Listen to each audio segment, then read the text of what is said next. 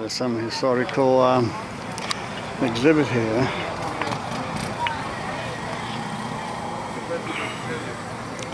Mm.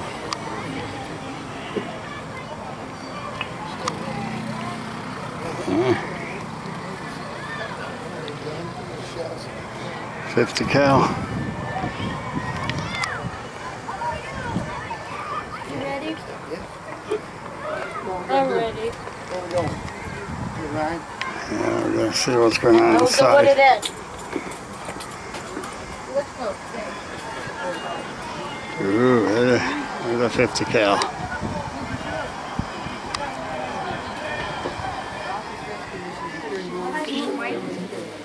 Long story short, the Germans got 30% of their oil supply from Ploesti, Romania, and the Allies had to fly over Yugoslavia to bomb those oil fields.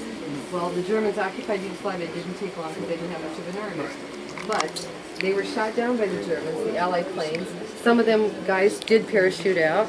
And this is an example, one group, this Richard Feldman, this guy here, he got out safely. He was rescued by the Serbian villagers, taken first thing to a church, and then they hid him, fed them, nursed their wounds, got him back to health, kept these guys safe for weeks at a time.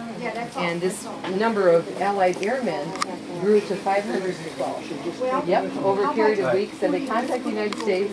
Didn't believe it at first. They thought they might have 50 guys. They sent these OSS representatives, which were Serbian-speaking U.S. airmen and Allied, whatever they were, whatever position. Like this guy was a Pittsburgh Steeler before that. Was Pirates football player. George Muselin, him, Nick Lalich. These guys, they sent him over and they coordinated a plan to get these guys out of here.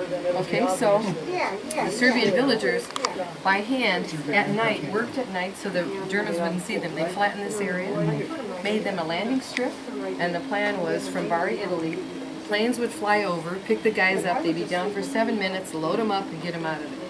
So this went on 7 minutes, they were down, and some of the Allied men were so grateful, they threw the shoes to the poor people that rescued them and came home in these canvas things, their jackets, anything they could spare, So they were so grateful for their lives being saved. Plus, those Germans threatened, they finally got wise and see all these parachutes, no bodies.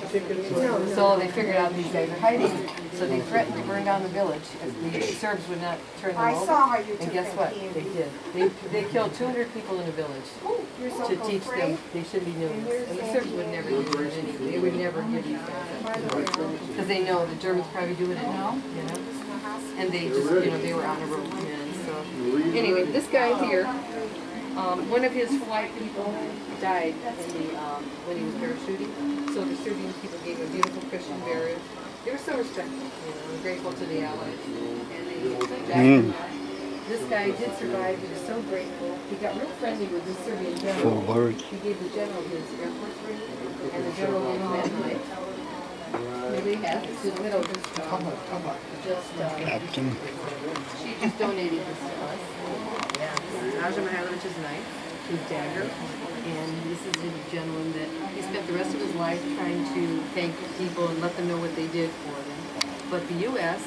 turned on the general. They were first great about him, and then they turned. They had some British communist propaganda. Because of that, they classified this file, and then they found out later they made a big mistake. So 2 years after the general was executed by the communists, they awarded him the Legion of Merit, which is the highest honor they can give a foreign national, for his, what he did for the airmen. And these guys, they were so against that, how they let him go to trial. It was all rigged. Yeah, it is horrible. Nobody knows about it. That sounds cool. Old John, right? Surprise, surprise, right? Yeah. And then these are the Czech group, that guerrilla army that was the resistance. 1942, their general was on Time magazine. He was Hitler's #1 critic because he had these great techniques. He understood the Germans. It was real pain. And just their story. They're the ones that the villagers and the airmen. Okay. Anyway, this is kind of their story. And this is my father-in-law. His group, he rescued these American, you can see these airmen here. He got real friendly with two of them. This one, Donald Smith and Charlie Davis. Here they are, Donald Smith and Charlie. 30 years later, they found each other. One was in Arlington Heights, Crown Point. He was in Ohio. Yep. Oh, wow. He was a two-star general head of the So, and there they are later in life. And they stayed together. Again, these poor, you know, but smart, dedicated war heroes. So this is our tribute to them. And then this tribute here is to our American servicemen. Mainly World War II, and we have Korean War, Vietnam, you know, anyone who served, peacetime, wartime, we're honoring our own servicemen. We have 300 of our own church members that served in World War II, volunteers, and we have a monument at the south end of our property. Yeah, okay, and that used to be at our old church, and they took it apart. Yeah, took it apart and rebuilt it, and these names, the 300 names are there.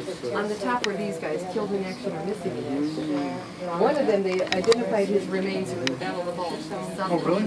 Kokotova. 60 years later, they found 3 bodies. One was his. So they gave him a beautiful, full military funeral. So we're highlighting our monument. And then we have some of the uniforms. My sister-in-law, she's a full bird colonel in the Air Force. That's her uniform. Her father was a Chetnik, so that's their family devotion to church, God, and country. And then we have some of the navigational instruments that Richard Feldman owned. He was awarded by our King Peter 2 medals. We have one of the ones that you wear that he had. So we've quite a few of his things. Oh, you're welcome. Just a nice story, but too bad nobody knows about it. Well, now I know too. Thank you very much. Thank you. See? You know, Yeah. So that's your sister-in-law, the full bird? Yep.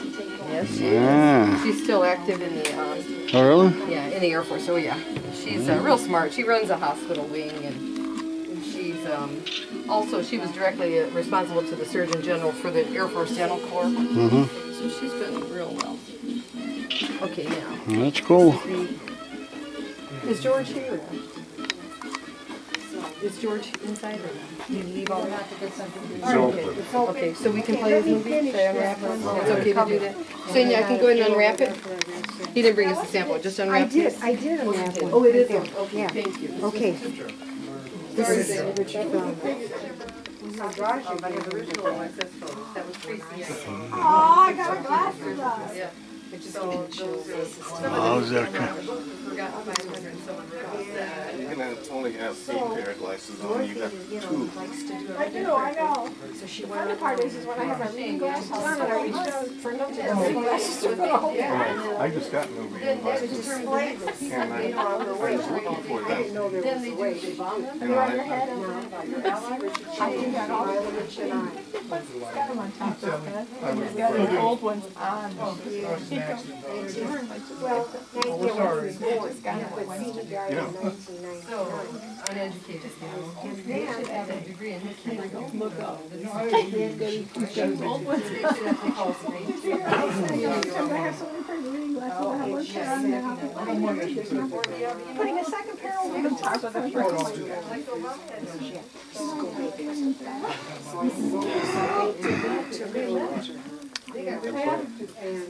Oh, yeah, Richard, yeah, Colin Richard. Price. Oh my gosh. She says, make me promise you're gonna video all All right, this. we'll go. I'll come back by myself. We're gonna do that. Send it to Take her. your time. Oh, you're going to. I'm gonna wire follow. She moved you. You know, to her. You need a white one and you need a blue one. Right, let me get you all 3 colors. Oh, wait, you gotta have the And I'll show you the Special. picture. But anyway, these are all mine. And then these are your men. Yeah, here, imagine. You need this color. Thank you.